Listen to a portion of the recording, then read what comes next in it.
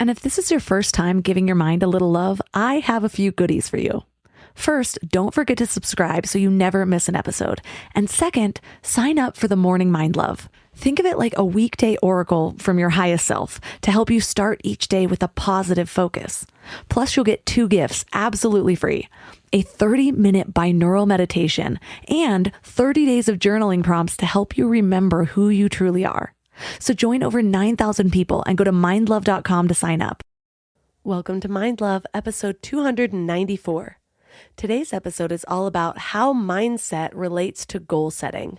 I mean, none of us want to be uncomfortable just for its own sake. It's not fun. But when there's something at stake, for me, it was, I don't want to live a small life anymore.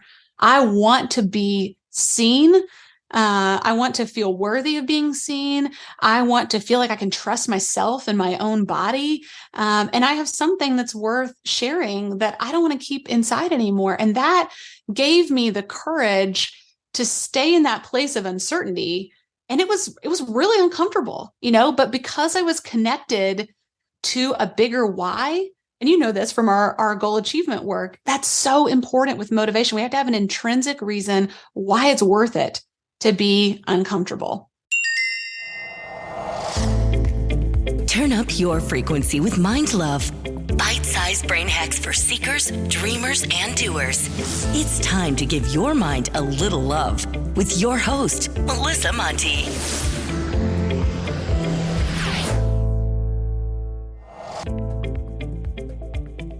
Ready to make some positive changes in your life?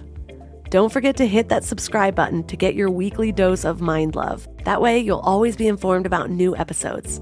And don't forget, we have more ways to give your mind love at mindlove.com/membership.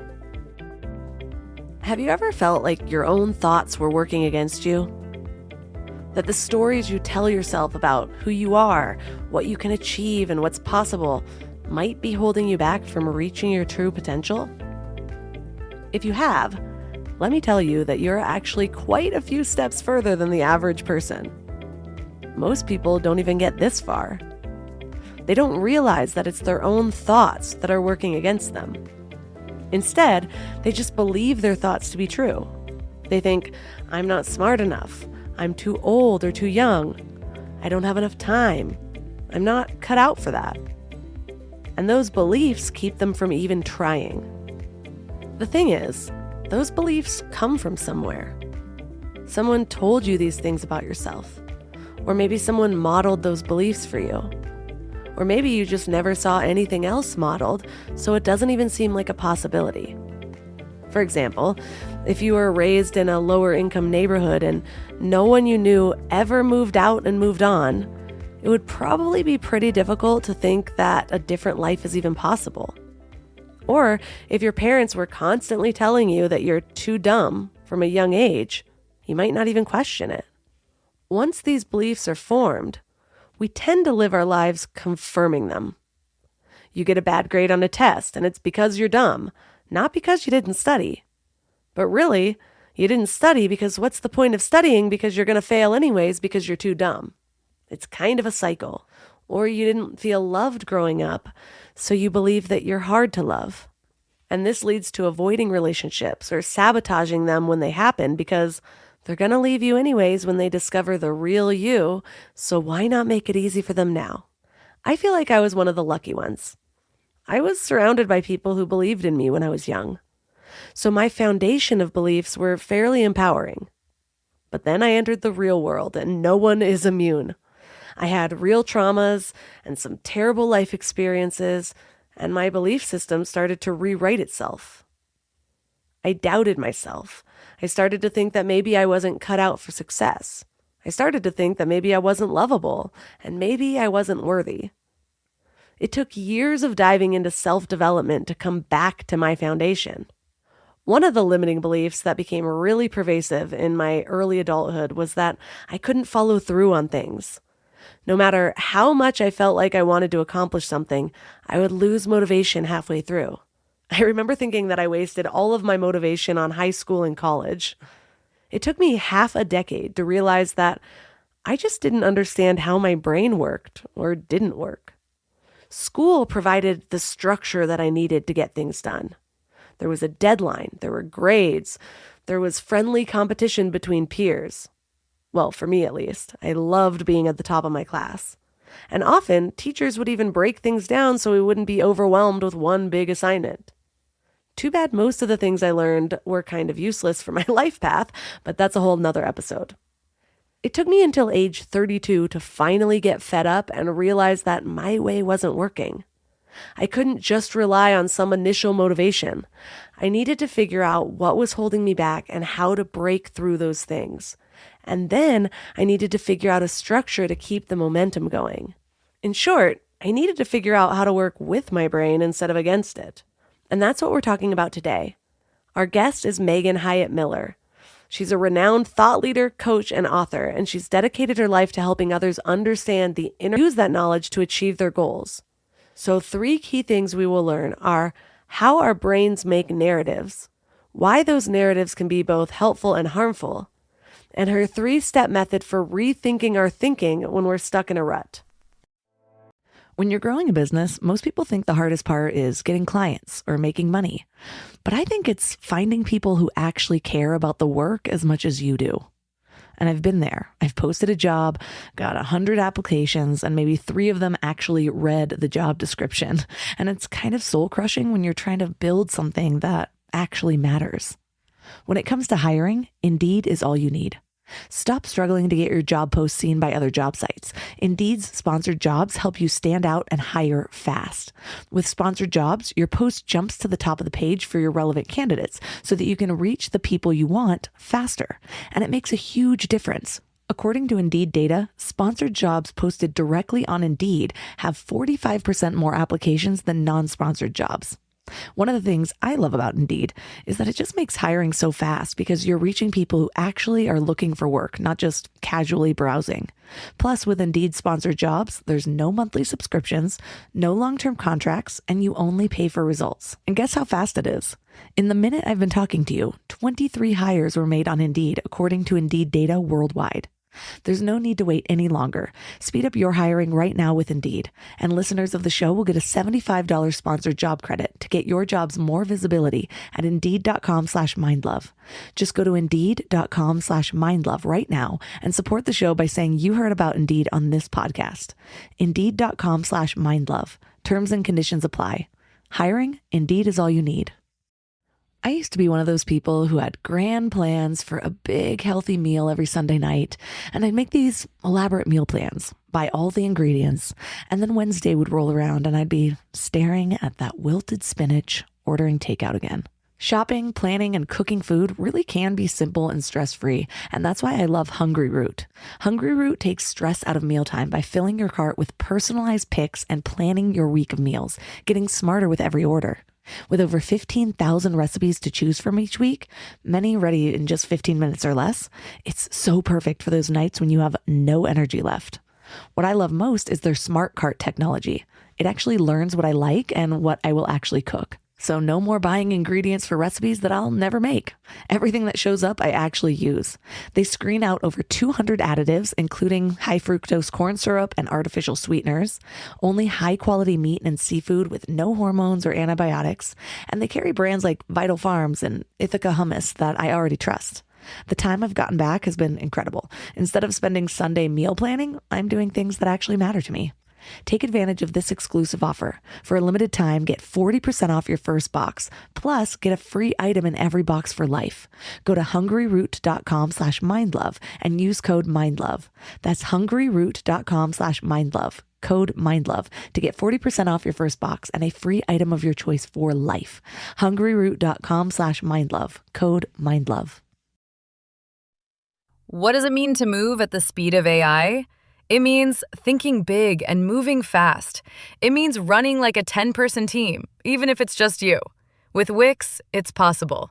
Create a website that's as unique as your business. Launch a new campaign or test new ways to make more money without slowing down. Think it, build it, scale it, all with AI on Wix. Wherever you go, whatever they get into, from chill time to everyday adventures, protect your dog from parasites with Credelio Quattro. For full safety information, side effects, and warnings, visit CordellioQuattroLabel.com. Consult your vet or call 1-888-545-5973. Ask your vet for Cordelio Quattro and visit quattrodog.com. When you're a teen, it can feel like everyone else is calling the shots. Parents, teachers, coaches, they all have something to say about what you do. But your period? That should be 100% in your control. That's why Knix, the #1 leak-proof underwear company in North America, created KT for Teens, period products that put you in charge. KT leak-proof underwear, swimwear, and activewear give you the power to do what you want, when you want, without your period making decisions for you. Heavy flow during soccer practice? You decide to keep playing. Surprise period during a sleepover? You decide to keep the party going. Hitting the beach or pool? You decide when to jump in. No more sitting out, going home early, or changing your plans just because of your period. Because the one thing you should absolutely have power over is your own body. Ready to take back control? Visit nixteen.com now and get 15% off your first purchase with promo code CONTROL. That's KNIXteen.com, promo code CONTROL.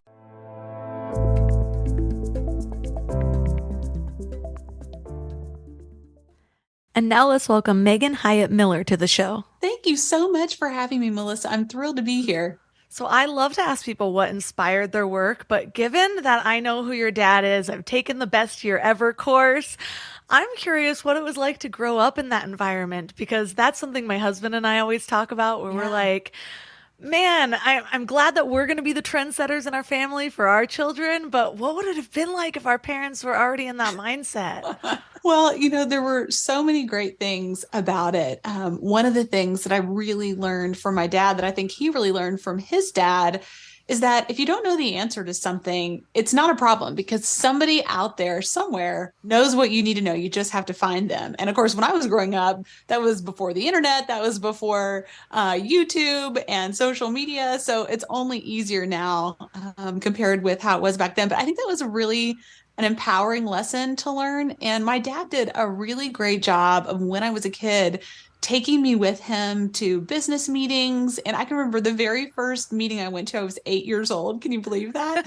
And, he would just let me sit in on those. And I think I learned so much from him just by being together in those professional settings. And that really continued all the way through high school for me.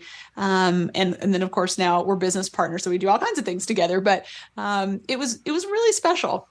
Including writing a book together. And Yeah. I have been just flying through your book this week, and I will be honest, I didn't realize there's going to be so much new information to me, given how much I've already studied the mind. And so I was like skimming, and then I was like, I can't skim this. I got to go through. And so one of the first things that caught my eye is that you shared that nearly every challenge that people face is based in the brain and also evident in the stories that we tell about our reality. Tell us more about that. Yeah, this really has been such a feature of my own life. Maybe we'll get into that a little bit later, kind of my own story with this and overcoming a pretty major fear I had of public speaking.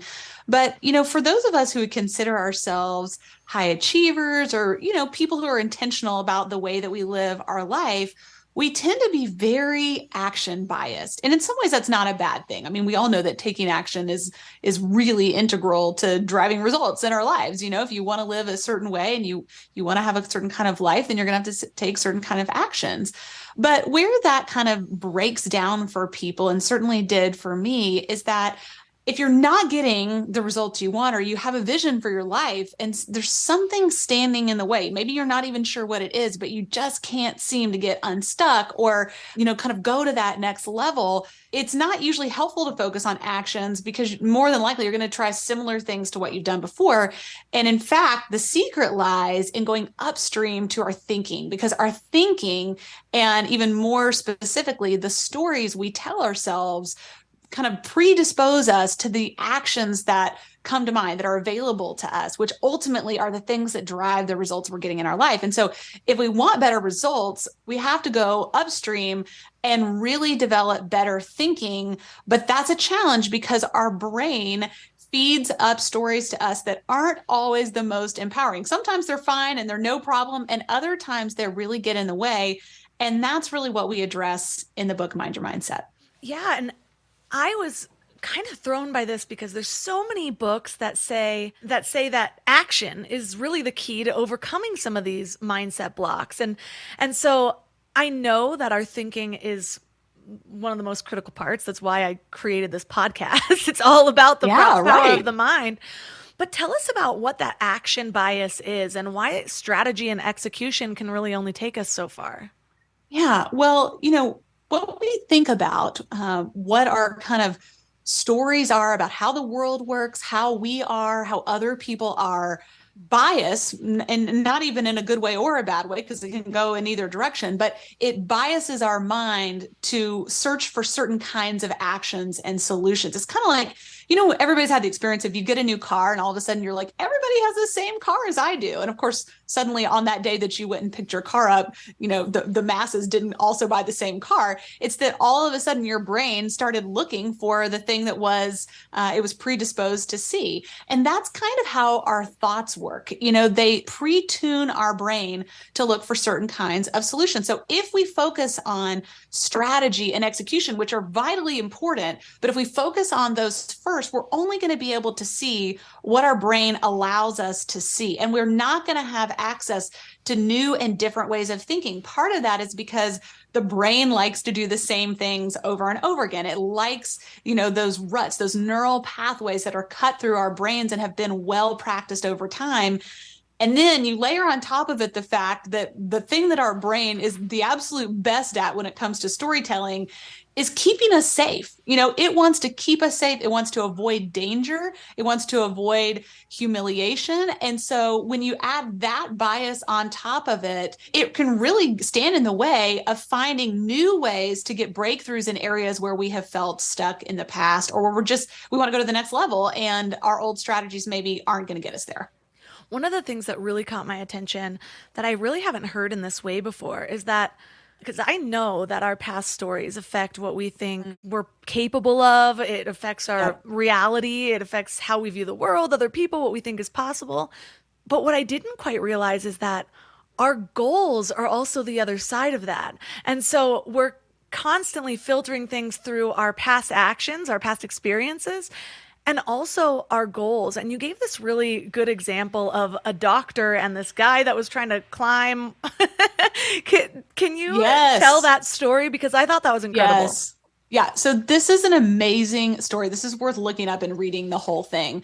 But there was a mountain climber named Hugh Hare, and he, when he was in his late teens or early 20s, he was climbing a mountain and got really bad frostbite. And he actually had to have his legs amputated, which is like, obviously the end of the story for a mountain climber. I mean, how is a guy with no legs going to climb a mountain, right? And that's what his doctors told him. They said, hey, we're going to have to tell you some hard news. You're not going to be able to climb mountains anymore. We're sure you'll do great things in your life, but your athletic career in this regard is over. And he said, not so fast. I actually don't need legs to climb a mountain. I just need a way to get up the mountain, to scale the mountain, and to hang on. And I'm sure his doctors were like, buddy, you are crazy. But in fact, he went on to develop these amazing prosthetic legs that allowed him to climb, get this, faster than he'd ever climbed before. So, I mean, he's breaking his own records with these new legs that he's created. And in fact, he has become a professor at MIT. He holds a whole bunch of patents for all kinds of prosthetic limbs that have enabled all kinds of people with similar challenges to overcome their own limitations. But the real difference maker in Hugh Hare's story is that he told himself a different story than his doctors were telling him. I mean, his doctors were saying, hey, this is it. It's over. Glad you had a good run, but we're done. And I think that's the big idea of this book, is that all of us inside our heads, we have this kind of character called the narrator. That's what we call it in the book, which is really just our brain.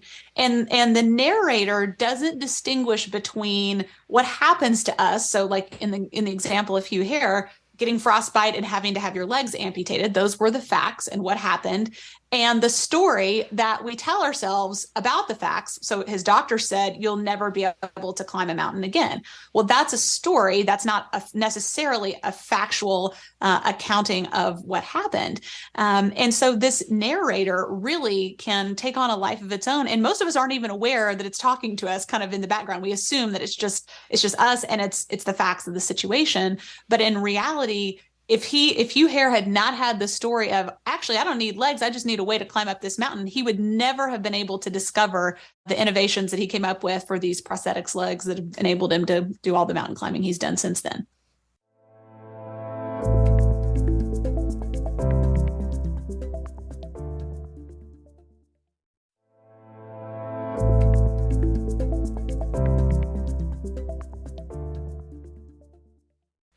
It just reminds me of the Henry Ford quote about if you would have asked the people what they want, they would have asked for a faster horse. And rather than considering there might be this whole other pathway that you're not thinking about. Yep. But if we have these stories that we've experienced, these our own experiences that have created limiting beliefs, and then on the other side, we have these big goals.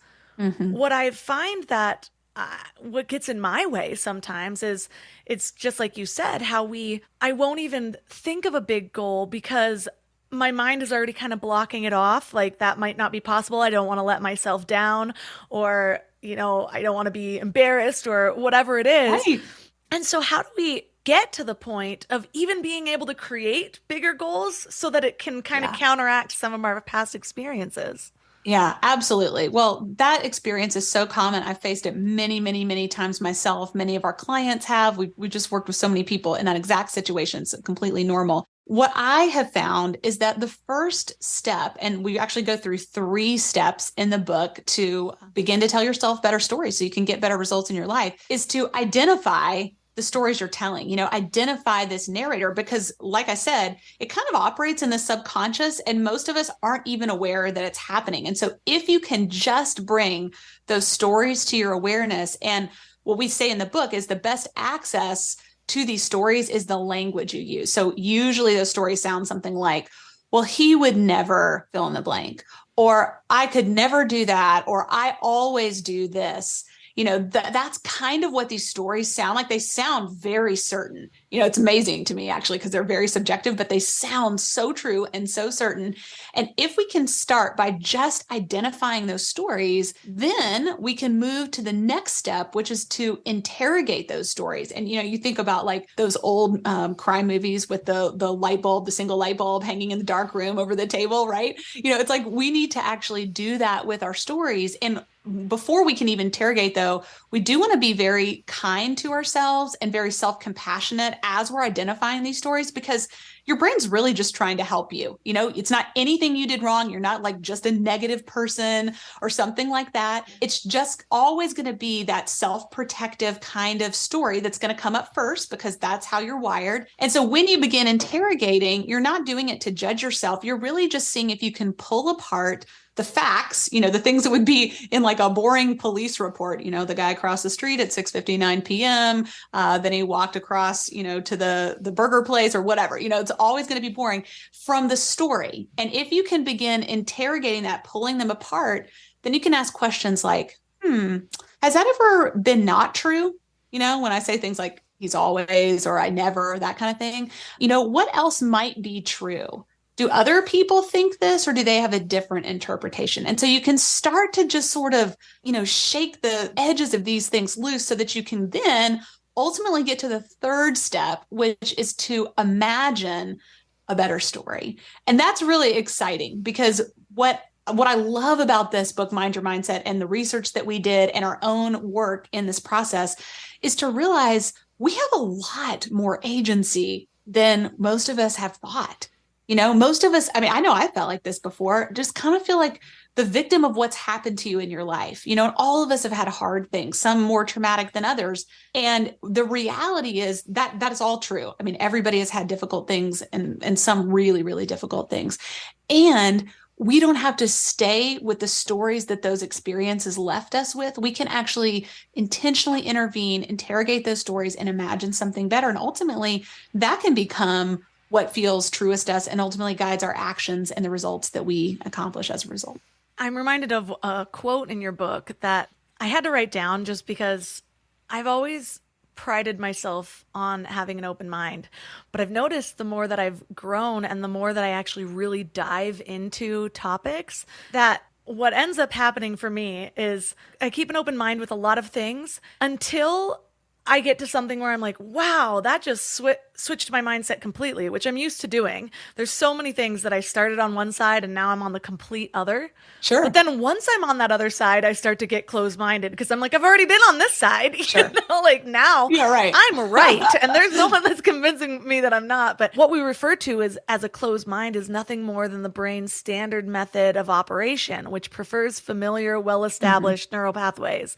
And I was like, well-established, that's the thing. I'm really good at being open-minded on the things that I haven't really gone deep on. But once I start going deep, and who knows really if I even went down the right path, but I've spent so much time in that then all of a sudden my hard candy shell starts to kind of close around my mind. And I'm like, I'm not going back to that other side. So that just was really helpful. But I want to kind of dive in deeper on the identifying the story that we're telling ourselves. You mentioned separating fact from opinion, but I know that there's two other things that really kind of show themselves when we are forming our opinions and believing them to be fact, and that's our emotions. And then also, I know we tend to connect to metaphors a lot because that's just the way we understand our world. So what do we do with those two things, and how do we kind of dissolve those to get to the root of what we're thinking about? I think that's such a good point because you're right. Some of the most difficult stories in terms of how they've negatively impacted our life are cemented in moments with a lot of emotion, usually negative emotion. You know, some of the best stories are on the other side. So I think about in my own story, which I tell in Mind Your Mindset, about my fear of public speaking, which really began when I was in high school. I had a very close friend who was delivering a presentation in front of the class, and she had an anxiety attack and literally ran out of the classroom, bawling her eyes out. I found her in the bathroom, just kind of in the fetal position. And I'm very empathetic by nature. And I thought to myself, oh my gosh, speaking is so dangerous. I never want to be humiliated like that and lose control of my body. And I didn't realize that. I wasn't conscious until many years later that moment had catalyzed this fear for me. But the fear just grew and grew and grew over the years. And to the point where, you know, like if I was in a book club and you know how you go around and everybody reads, you know, you read this chapter and I'll read, you know, whatever. I couldn't even do that in front of 6 or 8 people. Literally every time I opened my mouth, my voice would shake and I would feel like I was losing control of my body. And fast forward in my professional career, I avoided all kinds of opportunities that might involve speaking. I mean, I avoided it like the plague, and nobody knew. It was really my secret shame, except for my husband. Nobody was aware until finally, fast forward about 6 years ago, my team came to me and said, hey, we want to do a big event and we want you to keynote, which was totally a natural thing for them to ask me to do given my role. And they said, this will be about 800 people and we think it's going to be great. And of course, I didn't hear anything after 800 people. I'm just like, oh my gosh, first keynote, 800 people is my literal worst nightmare. And I ended up in my own version of my friend's story at a American Airlines gate in Chicago, getting ready to leave to come home from a business trip, crying, talking to a friend who was a speech coach and saying, I have to finally face this fear because my life is getting smaller and smaller and I'm not willing to pay that price anymore. And so I really began that process of getting clear about what stories that I'd been telling all these years, you know, that began in my teens, and then interrogating them. And, you know, it's funny. I was talking to somebody earlier today and I was saying, you know, I had evidence in my own experience of times that I had spoken, including in high school, like at my graduation, when I had given a speech and not lost control of my body and I wasn't humiliated and it went great. But the story was so strong that my brain just kind of filtered that out. It couldn't integrate that. that. And so it was just basically scanning for things that would help to confirm the story that I already had. And so I went through a very disciplined process of interrogating that story. And then ultimately, I wrote out about a page and a half of what I wanted to experience, the new story, when I stepped on that stage in front of 800 people, because I was determined that come hell or high water, I was going to give that speech and survive it, And it was amazing. It was a very difficult, honestly, brutal 6 weeks of preparation for that, including panic attacks and, anxiety doctors and speech coaches and all kinds of stuff. But I made it. I got up there. It was fantastic. I finally looked that story in the eye, and I, kind of dethroned it, so to speak, once and for all. And now on the other side of that, all these years later, I do tons of speaking every week, all week, in some form or fashion. And it's amazing because I would have never thought that was possible because of the story I was telling myself. It's amazing how much stronger the negative stories are, even if you have 100 times the evidence for a different story. Absolutely. I am reminded of my first 2 bigger professional jobs. The very first one was an enrollment counselor at the University of Phoenix, which was a tumultuous experience in itself, but I did really well in sales. But then the company ended up kind of going under after I left. But I just remember kind of looking back and not feeling good about the work that I did there because I didn't necessarily feel good about their business model. And then I ended up working with a startup that was doing really amazing in the beginning, but because of just changes that were out of our control with the app store model, blah, blah, blah, that company ended up going under. And then the next company that popped up that I was hired with the same CEO, he was having a hard time getting it off the ground. And so when I finally decided to start my own business, I didn't realize how tied I was to this idea that the businesses that I was involved in don't succeed. And so I had a really difficult time feeling successful and tying my own. I was like, am I just bringing companies down? Not like I could bring down the University of Phoenix, but, and so it was when I started actually working with limiting beliefs and uncovering those stories. And it took a lot of work to even see that was one. I had no idea that was affecting me.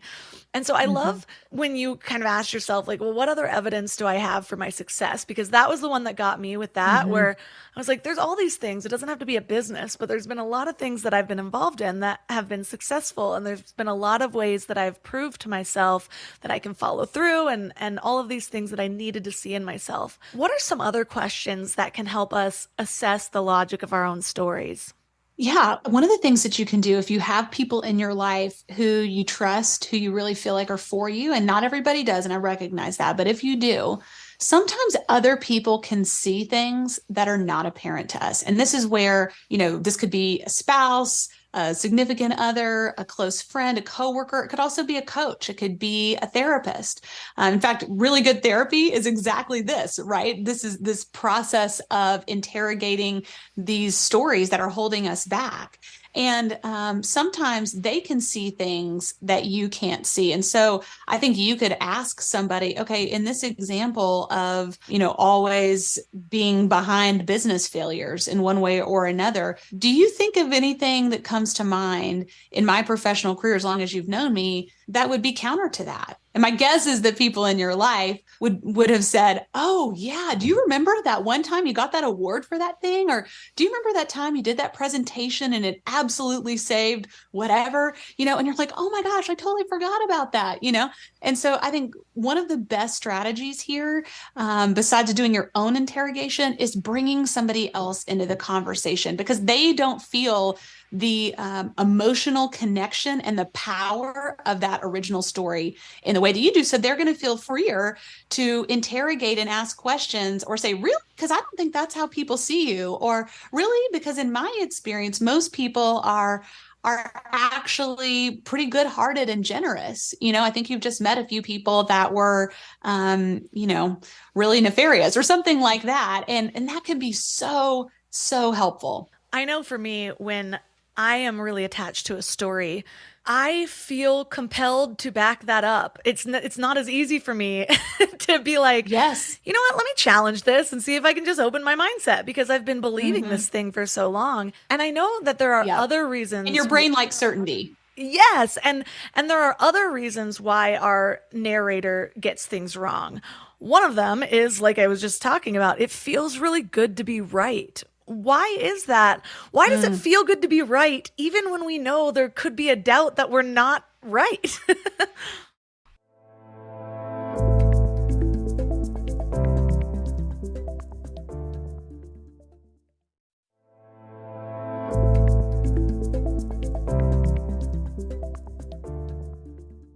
Why is that? Why does it feel good to be right even when we know there could be a doubt that we're not right?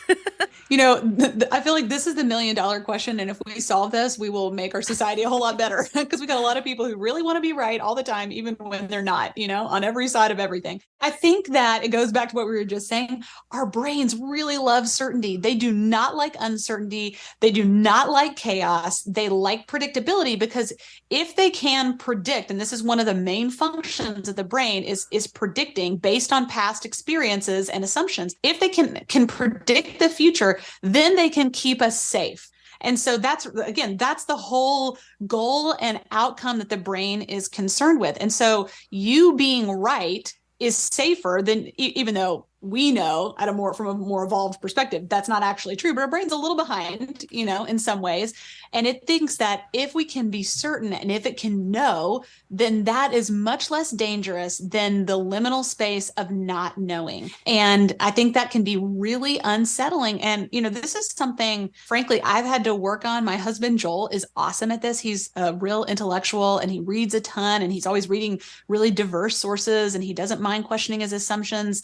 And I remember when we first got married 14 years ago, that was kind of threatening to me. I didn't like arguing. I didn't like debating. I didn't like, and he loves all that kind of stuff, and I learned from him that if you can just suspend your disbelief for a moment, and you just sort of have to learn how to tolerate the discomfort of this because it is uncomfortable, then you can open yourself up to new possibilities. And that's really exciting. I mean, that's how we all grow, but we have to get out of our comfort zone. And I think when we realize our brain just wants to be comfortable and it wants to be safe, and so we're just going to have to build our tolerance for some of that discomfort, I think that's how we do it. Another thing that our brains do is that they're naturally programmed to find the why, which can be really good in some situations, but yes, then it's sort of filling in blanks that it doesn't have the answers to and then convinces itself that it has all the answers to. So how is that affecting us? Well, you're absolutely right. I mean, we are meaning makers. That is one of the real distinctives of humans, is that we make meaning. The problem is we don't always have all the pieces to make meaning that is either helpful or very accurate. Very often, sometimes in situations where we feel the most compelled to make meaning, we have the least amount of information.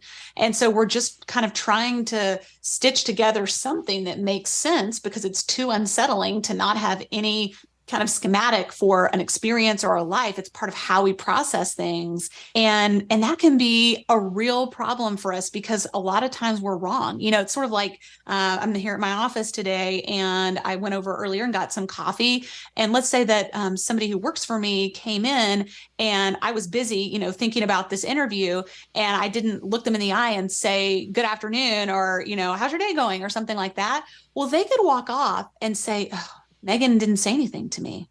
I bet she's mad at me. I bet I'm about to get fired. And in reality, I'm not thinking about them at all. I'm thinking about this interview I'm about to have and, what we're going to talk about. And I'm totally distracted with something else. But this kind of stuff happens all the time. And the problem is, like we talked about at the beginning, our thinking informs our actions and our actions inform our results. So if the person I didn't say hello to at the kitchen earlier today thinks that they're going to get fired and they start acting out of that place, and maybe they start looking for another job and they start, telling their coworkers they think they're going to get fired, and maybe they kind of mentally check out because they think that's imminent, they might end up getting fired because they started acting like a person who was about to get fired. In reality, that wasn't even on the table at all. And so I think that's how we get ourselves in trouble, is that those assumptions that come from the stories drive our actions, and our actions deliver results. And sometimes those are not the ones we want. I have a history with this, as all of us do. But one of the things that I've become aware of in the last few years that I wouldn't have known about myself 5 to 10 years ago is I have a tendency, and I know a lot of people do, when I'll leave an event or leave hanging out with a friend, all of a sudden I'll start to overthink everything. I could have felt amazing the entire conversation. I could have made a bunch of friends, and then I leave and I'm like, was I too intense right there? I tend to be too intense. I wonder what they think of me, like blah, blah, blah. All of a sudden I'm second guessing my whole personality. And I tie it back to your whole life. And when I was a child, and I don't even know if this is the right or wrong thing to do as a parent. It seems kind, but I don't know. I just remember a lot of times on drives home, that's when my mom would kind of bring up the things that bugged her about what I did as a kid, like talking back or whatever. And so I was always kind of bracing myself for the car ride home of like, okay, what'd I do wrong? And so now whenever I'm in a car ride home all by myself, I'm like, okay, what did I do wrong there? Let's unpack this, Melissa. So tying those together was both freeing and also kind of sad. I'm like, man, this is deeply rooted. This isn't just like this one-off thing. And so now I have to remind myself, like I have to give myself a pep talk on any car ride home where I'm like, let's list all the things you did well. I'm like trying to reverse it so that maybe I get excited for that instead of my brain defaulting to all of the things that I possibly did wrong. That's a great strategy. I think that's so normal. I have that too. My husband calls that the doom loop. One of the things that is hard for me as somebody who has a mindfulness podcast, I go deep into the spiritual, is when I was first diving into this side of my beliefs, there's such an emphasis placed on intuition and how, here, you might be placed with these facts, but how do you feel? Where's your intuition steering you?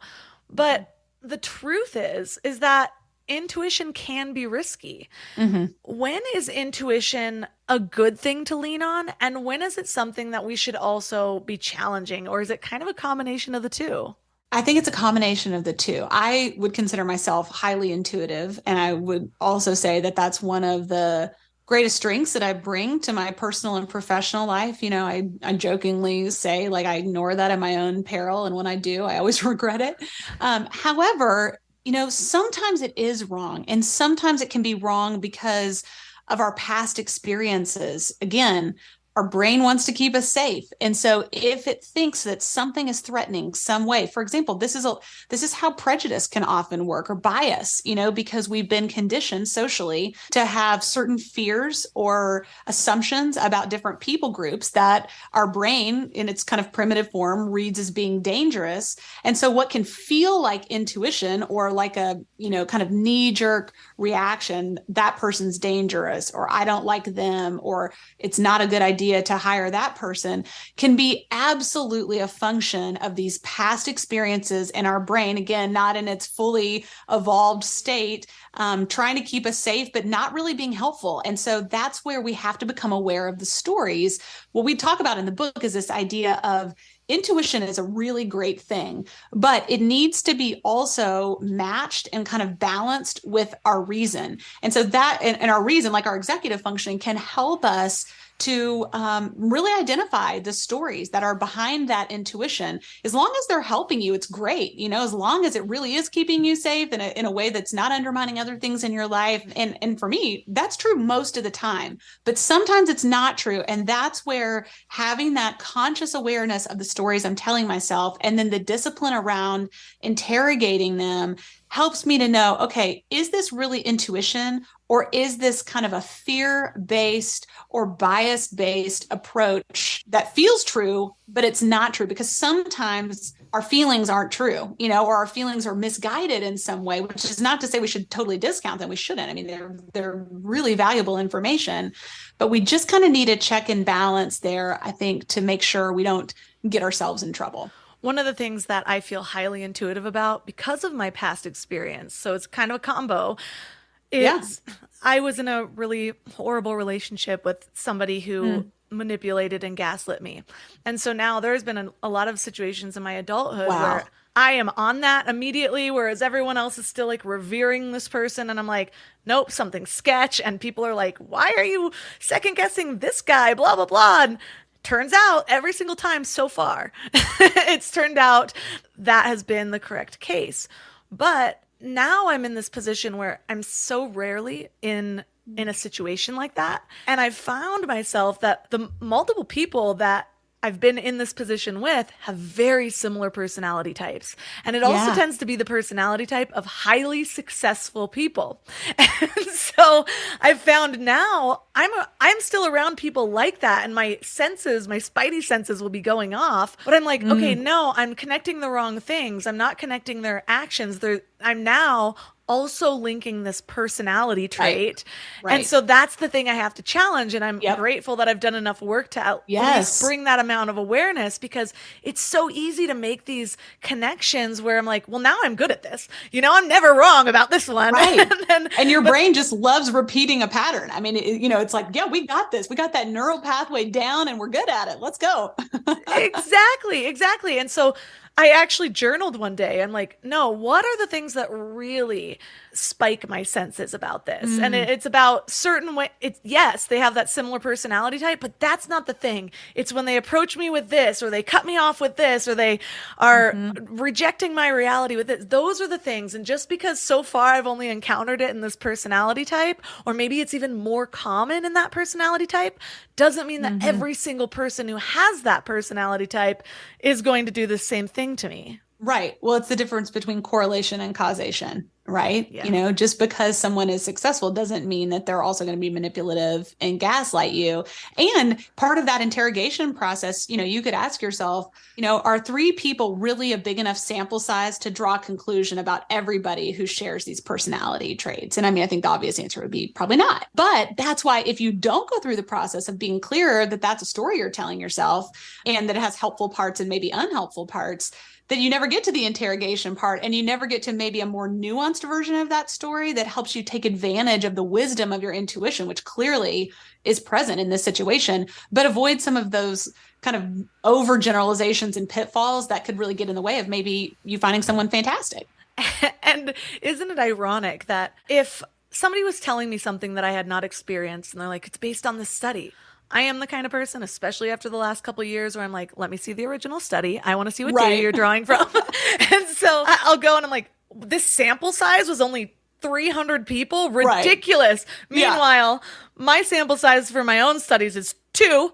Right. Maybe 3. And I'm like, nope. What are the chances that the only 2 people like this would be this? That means it's 100%. And so I just jumped to this conclusion. Yes. But you're right. It feels good to be right, and it feels good to have some sort of certainty. Like, I have some rule for this, so I feel safe going into it. Right. But one of the things that you teach is about trading certainty for results. How can that benefit us?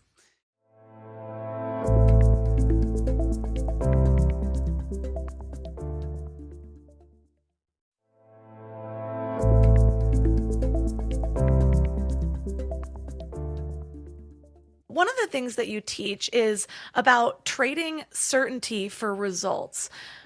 How can that benefit us? Yeah, it's kind of a hard thing in a way, because, we've all heard that saying, like, do you want to be right or do you want to be happy? And it's a little bit like that with our thinking. Do you want to be certain or do you want to get what you want ultimately? Because I have experienced many things where I thought, gosh, I have tried everything possible to get a breakthrough here. And no matter what I do, it's just not possible for me. In my speaking example, I guess I must just not be a speaker.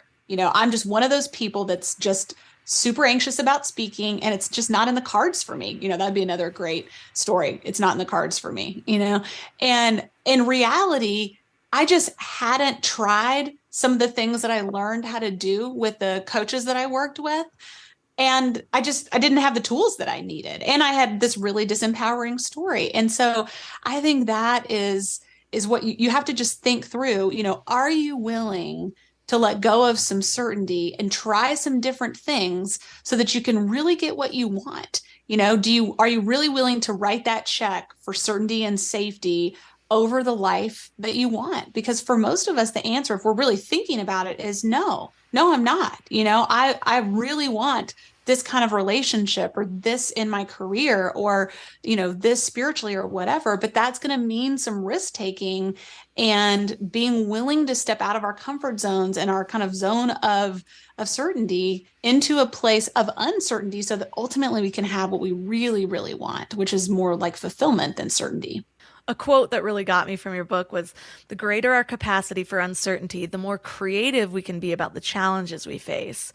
And so when you really think about that, it's like, yeah, creativity isn't really certainty whatsoever.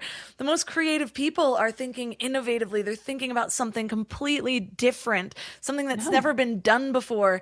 And so to get into that mindset can be really helpful. But I know that you have 3 steps for embracing uncertainty. What are some of those steps? Because I know uncertainty is just hard. Like the amount of times I've heard people say, I don't like change, or I don't like the unfamiliar. And it's almost like they embrace that more. And so I can see there's so many benefits to figuring out how to open our arms to the other side of that.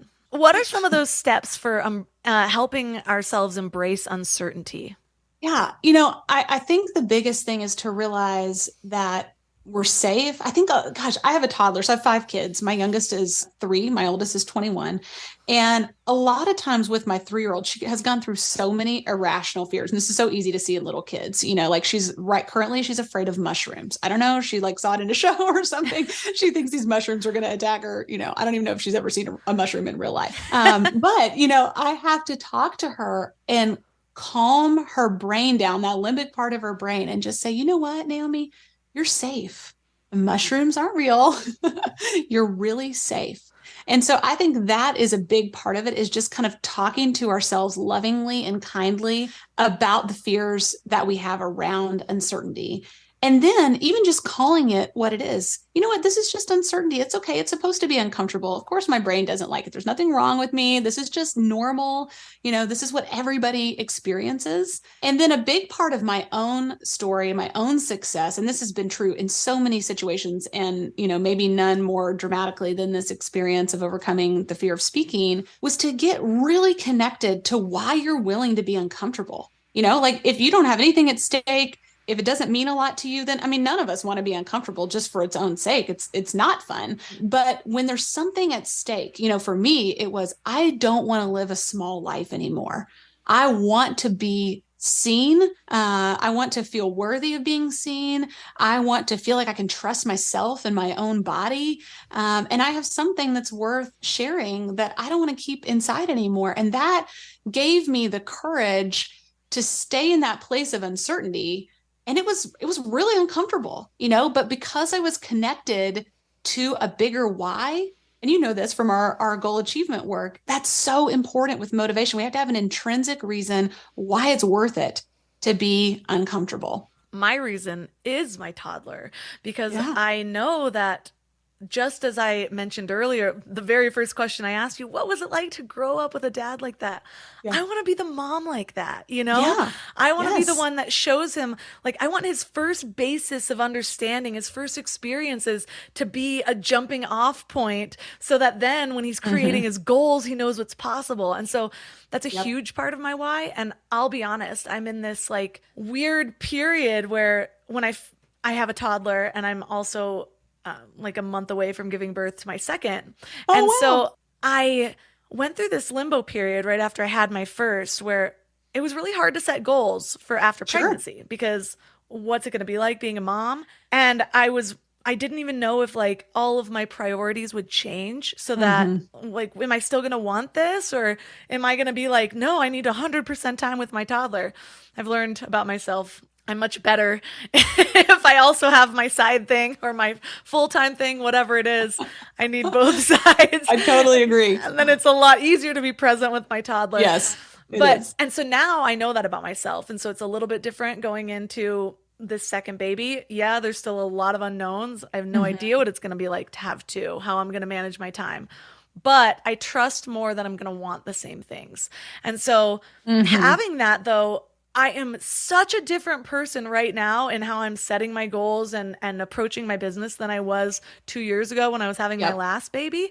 And so that in itself is a kind of certainty that I'm able to cling to that helps all of the uncertainty a little bit more. It's like, no, you know what?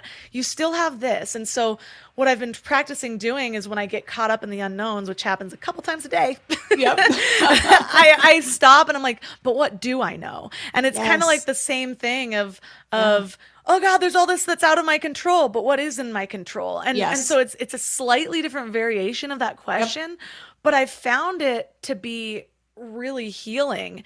And I'm also very thankful for the work that I've done earlier on in life I learned how to talk to my inner child before I learned how to talk to a child, And so even having my toddler there, I find myself approaching challenges with him or his fits or whatever in a completely different way because, and normally it's the opposite for people. It's like, how would I talk to my kid? I'm like, how have I learned to talk to my inner child? Now let me talk to him. And I love that. One of the big things for both of us, my little me and his little me, is you framed it perfectly when you said you are safe. It's framing things in the positive perspective rather than tackling the negative. So instead of saying like, there's no reason to be afraid, there's no reason for this, because then they're just like, well, then why do I feel this? It's like, right. Or let me tell you all the reasons. Yeah. It's like your feelings are valid and you're safe. Like feel into that word. And so even just that's been really helpful. So how can we train our narrator to help us achieve our goals rather than hinder them? Well, I think part of it is realizing that there's the default narrator and its stories in your head, and there's nothing you can do about the fact that your brain just offers up these stories kind of, automatically. So I think that helps all by itself to just say, oh, the pressure's off. If you've ever done any mindfulness work, and I know you have and your listeners have, the goal is not to not have thoughts in your head. I mean, if you try to make yourself not think something, the surest way to be really unsettled in any kind of mindfulness work is to try to take control of your thoughts, like not have the negative thoughts. And I learned this when I was first introduced to mindfulness. You just kind of watch them and you don't get attached to them and you just sort of let them go like a ticker tape across your consciousness. And I think that's what we learn to do with our narrator. We don't get all excited about it. We just sort of say, oh yeah, that's that thing. It does, oh, look at that. There's a thought coming up. And then we start to go through that process of interrogating and imagining. And I think what happens over time when anything that we repeat like this becomes habitual, we recognize the story that pops up, that identify step, and then we just start interrogating it. And what I have found over the years, and I found with my clients, is that over time, you get really good at interrogating. You stop believing the first thing you think as a default because you know that that's probably not true or not helpful. And you just go through this automatic, interrogation process. And then you begin to think, okay, what could I think that would actually serve me here? And I think the more you do that, then your narrator really becomes your ally. And that's when it's awesome, because first of all, sometimes it really is trying to keep you safe. And that is what you need in the way that it presents itself to you, like we were talking about with intuition earlier. And that's a great thing, but also it can be trained like a puppy with repetition to start going through these other steps as well, in addition to its kind of automatic response. And that's when you start to see the new neural pathways cut. And this just gets easier and easier and easier. And those first thoughts that come up become less and less powerful over time. Yeah, I have found that acceptance that it's supposed to be doing that. Like that's one of my mantras. Like, thank you, brain, for trying to keep me safe, but I don't need you right now. Yeah, it's exactly how I talk to my mom. Yeah. I'm like, I know you're trying to keep me safe, but let go of the leash. I'm 37. Yeah, I got it. But it reminds me too of something my husband and I were just talking about the other day, is having a toddler. Gosh, so many learning experiences. And I'm only 2 years into this, so it still feels new. Every stage is such a new thing that I don't know. I think you have to get out of parenthood before you're like, okay, now I know all the stages. But totally. We were just recently talking about how he's just about 2 right now, and he's having more fits about things when he doesn't get his way. And if I'm not trying to do something else, it doesn't bother me that much. Like if I don't have this other idea in mind, if I do, like one example, it seems like whenever my husband and I are having a conversation we're both really passionate about and we want to share this information so bad, for some reason he decides he wants to throw a fit about absolutely nothing. And so then all of a sudden he's screaming and we're like, okay, what do you need, Bravery? Like, stop. and then but if we're just hanging out and it's like, well, this is just my time with him, it's like, oh, poor baby, what's wrong? You know, like, how can I help you through this? And I think the same thing happens with my mind, where I have an expectation that I'm just going to get through this rather than holding myself back. Then I'm like, God, like, what is this? Like, I just feel like horrible. Nothing's going to go right. Versus like just accepting this is what you do. You're my toddler brain or whatever it is. You're trying to keep me safe. You need attention, whatever it is. And just like kind of easing into acceptance and then saying, okay, now what was I doing? It doesn't even really need to do anything different. It's just my approach to it is a little bit different. And it makes it easier to deal with. Yeah, I think that's so true. I think when we fight it, it just gets bigger, and it's kind of like our narrator starts to argue with us, you know, like, let me tell you why I'm right, you know, and if you can just accept it at the beginning with kind of love, really, and gratitude, like you were saying, thank you, I know you're trying to keep me safe. And then you can move on from there. That sets the stage for a really productive conversation with yourself. But if you feel like this is not supposed to be happening, I'm resisting this, I'm not supposed to be, frankly, human, you know, I'm just supposed to be always at my peak, always at my best, nothing should be this hard, then that's where we really get ourselves into trouble. So like so many things in life, I think this starts with kindness and self-compassion. And that's really the jumping off point for ultimately writing better stories that get us where we want to go. One of the other keys to this whole conversation that I think is so important to understand about how our brains work is that a lot of this is we're like talking about how we can consciously redirect, open our mindsets, but there's so much that's going on subconsciously in our minds as well. And we like to have that control. We like to be like, well, I can just do this thing and think this way or challenge myself in this way, and it'll start to rewire this. But there's also a really big benefit to not doing anything.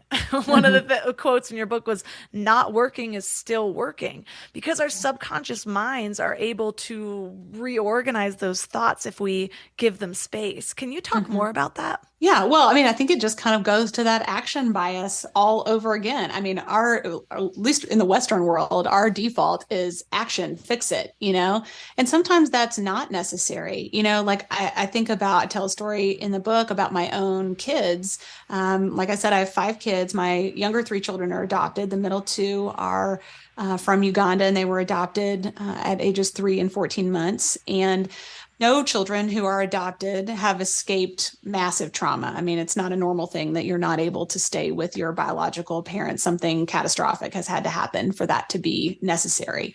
I always like to say adoption is like plan Z, you know, it's the last resort.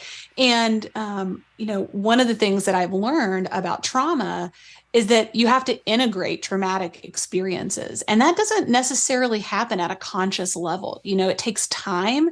It takes getting into the body. A lot of those traumatic experiences are held in the body. And there are so many beautiful modalities that can help to process trauma through the body and to really bring the body back together with the mind. And I think that's a good example of not doing, you know, that there are things, if we try to sometimes, and this is maybe just particular to trauma work, and I'm not a therapist, so I'm not standing in that professional space, but just as someone who has walked with my children through this, a lot of times the path of brute force is the worst possible way, because the body and the mind heal kind of at their own speed. It's not the speed that our conscious mind works at, you know, and I think there's a lot of patience that is needed for that, and a lot of kindness and space, and that can be really beneficial. Yeah, you told a really intriguing story in the very beginning of your book about dealing with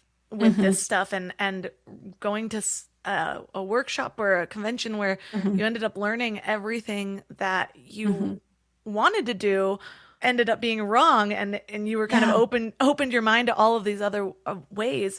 What are some examples of, because I know a lot of my audience has gone through their own trauma and they have that work to do. What are some of the examples that don't work? You said brute force, but how so versus what does? Yeah. Well, one of the things that I've learned with my kids in their journey is that safety is the core question for people who've experienced trauma. But I actually think it's the core question for all of us. It's just our primitive brain. Are we safe? Am I safe with this person? Am I safe in this space? Am I going to be safe if that thing happens? I wasn't safe back then. What do I do with that? I mean, it's a lot to process through. And so I think setting up experiences that feel safe versus threatening is so important. I know for my own kids, part of what has been discovered in the work around attachment, which is what, all the work around early development is called attaching to your caregiver, your primary caregiver. When that has been severed unnaturally, as it has in adoption, usually there's all kinds of other stuff that goes along with that. The work of the new parent, the adoptive parent, is to create felt safety. And that looks like coming alongside of the child and helping the child do things that maybe seems like not quite age appropriate, And if you think about that as an adult, that would look like things like, okay, well, I probably could do that myself, or I could muscle through this, but I'm going to choose to slow down here. I'm going to choose to take a nap. I'm going to choose to go on a walk. I'm going to choose to take a bath and be kind to myself instead of pushing through and always doing the hardest thing. Like I'm one of those people that I have a lot of capacity for doing hard things. I've been through a lot of hard stuff. And I just kind of default to, yeah, I can do that. It's hard. Sure. I'll just double down, And sometimes I need to back up and rest instead of doing the hard thing. And I also need to ask for help and support. We've had lots of support for our kids, which has been helpful. But I think this is where outside resources can be so helpful, whether that's a therapist or a coach of some kind, or maybe just a mentor or family or friends, if that's relevant for you. But sometimes we think about brute force and we think about doing things, on our own when we really don't have to. And we talked earlier about how beneficial that can be in our stories, to have other people's perspectives. And that can be true in all kinds of areas. When I got with my husband, I had never felt safe, I think, with a partner. Honestly, I didn't have all terrible partners, and so there's different variations of the word safe. Sure. It's not like I felt unsafe with some, but I didn't necessarily feel like I could completely be myself, for example, and some of the less extreme ways of feeling unsafe. And then I had relationships where I actually felt unsafe. But right. One of the things that I learned about myself is because I kind of grew up with two dads, but also kind of none. Like my parents were separated very young. I recently posted about this on Instagram where I was blessed to have two loving father figures, but my dad, I'd see him for trips, basically. It wasn't even really every other weekend. And so it wasn't enough to cultivate that closeness. And then my stepdad, probably for the best, would kind of pass off big decisions to my mom. Like, have your mom do this, which I probably would have rebelled against him if he didn't do that. But I remember feeling envy with my friends that had dads that one friend called herself a daddy's girl. And I remember like my heart hurting when she said that. Wow. And I remember being even younger and my neighbor climbing onto her dad's lap and actually sitting there thinking, I wonder what it would feel like to feel so close to a man that I felt compelled to climb onto his lap, because I just never had that. And so this is almost ridiculous. But when I ended up with my husband, there were a lot of parts of my inner child. Like I've never acted that much that childlike with somebody. And I would just get in these moods where it was almost like role playing, I guess, where I just like be this like cuddly little thing and just go into this small child's like persona. Yeah. And he sort of embraced it. And wow. It hasn't really happened since we've had kids. And so it's funny sharing something like that because I don't know, maybe it embarrasses some people. But for me, I found being able to be that small version of me really healing. Like it was like this, and I could tell I'm also very pregnant right now, but I'm like tearing up thinking about it. Like some of these early things of just like nuzzling in and just being like, I had this thing where I'd be like, I feel tiny today, and so he'd just know to like nurture me a little bit more. And so it's interesting. it took a lot of self-awareness to even realize that about myself. And so we all have all of these layers. It doesn't necessarily need to be a trauma. Like I didn't consider my parents' divorce a trauma. It's all I ever knew. They were divorced so young, Right. But you develop these mindsets about things because of what you witness and because of what you wish you had and the things that kind of affect you. And so it does take a lot of self-awareness to even identify those stories like we talked about, and then start to challenge them, and then start to figure out our own little paths that might heal that, and to be able to feel comfortable enough to play, whether it's with our new ideas, a new type of mindset, or a new way of being, just to sort of feel differently and see what that feels like. And so what I kind of want to leave people with, because I found this exercise really helpful. You have two, but they're very similar. One's around questions to ask yourself to help yourself kind of get out of your strict thinking and identify novel ideas. And the other one is about moving from a limited mindset to a possibility mindset. And so I love leaving people with things that they can actually work on or journal. What are some questions that you have found really helpful to get you out of your stricter ways of thinking and open yourself up to new ways? That's a great question. Part of what I have always done is ask myself the question, what would I do or what would I think if I knew that I couldn't fail? And then what would I do or think if I had unlimited resources? Because part of what happens with these stories and our brain's desire to keep us safe is we really end up in a place of scarcity. And we don't even know it necessarily, but we end up in this place of scarcity. And so part of what we're trying to do in this interrogation step is to open our minds to the abundance that really is all around us, but that we've kind of been conditioned to not see as a way to protect ourselves. And so asking these questions of what would I do or what would I think if I knew I couldn't fail, and what would I do or what would I think if I had unlimited resources, can tend to open us up to some possibilities that we may have never considered before. And you'll have to, as you're considering these questions, you'll have to be conscious of saying, when the thought comes up, yeah, but that's not really possible, or yeah, but we know that's not really true. We don't have unlimited resources or whatever, to just say, yeah, but just for a moment, we're going to suspend disbelief. We can come back to that in a second. That's always a great way to kind of calm your brain down. Yeah, we can come back to that concern in a second. But for now, let's just suspend disbelief and just imagine, what would it be like? What would we think about? What would we do if we knew we couldn't fail, if we knew we had unlimited resources? And I think that would be a great prompt to sit with your journal and a nice cup of tea or coffee and think through. I like to do that even on walks. I go through phases of like being in major information consumption mode. And then I can't listen to anything or read anything.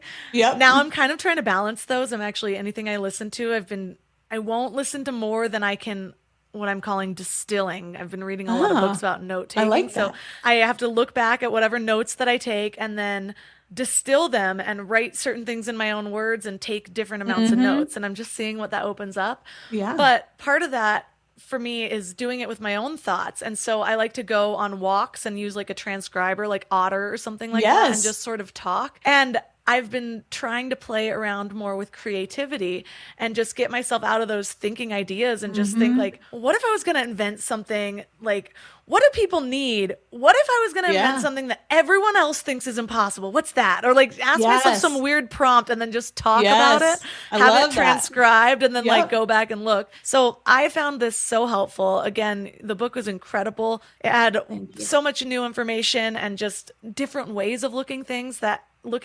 instilled the information in a different way. So for listeners that are interested in learning more about you, your company, your work, and your book, where's the best place for them to connect? Yeah, thanks so much for asking. So the best place is at mindyourmindsetbook.com/love. mindyourmindsetbook.com/love. And this is going to tell you all about me, about my dad, who's my co-author on this book, and about the book itself. But also, one of the reasons you want to use that specific link that I gave is that we have some special bonuses when you buy the book. You can buy it anywhere. You can buy it at Amazon or Barnes & Noble or Target or whatever. But then take your receipt and you can come to this website and get bonuses, including a course that we're just recording this week that's going to walk you through the book, that's going to take you through exercises and give you prompts, a self-coacher desk tool that you can print out and kind of walk yourself through this framework that we've introduced today. And then also the audiobook. So don't buy the audiobook because you're going to get that for free. Buy the Kindle or the paper edition of the book, and then make sure to take your receipt to mindyourmindsetbook.com/love and get all that great stuff for free.